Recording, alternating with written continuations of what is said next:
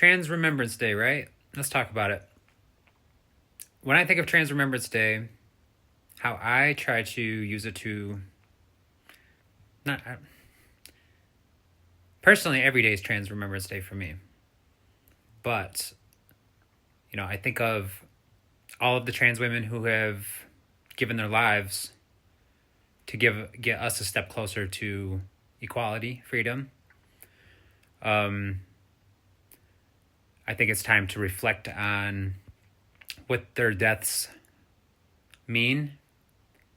And to me, it comes from the long and detrimental root foundation of erasure and the misunderstanding of trans people throughout time that has perpetuated the hate that we are up against today. So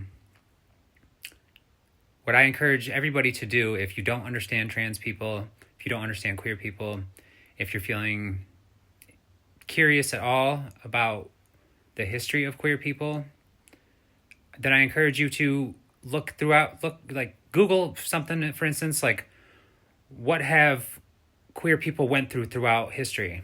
Google things just as simple as that.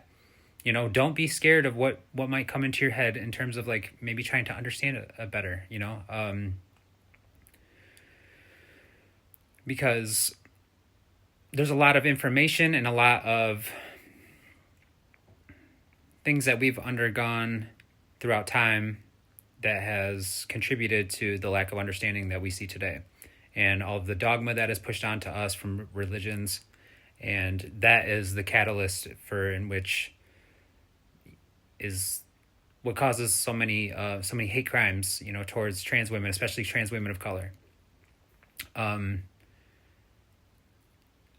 when you don't understand those patterns of history, and you don't understand the erasure of the feminine divine, and you don't understand the erasure of queer history and cosmology, and if you don't understand colonialism, and if you don't understand the transatlantic slave trade, and if you don't understand racism, and if you don't understand systemic oppression and systemic racism and systemic violence, then you're not going to understand the magnitude of any of this.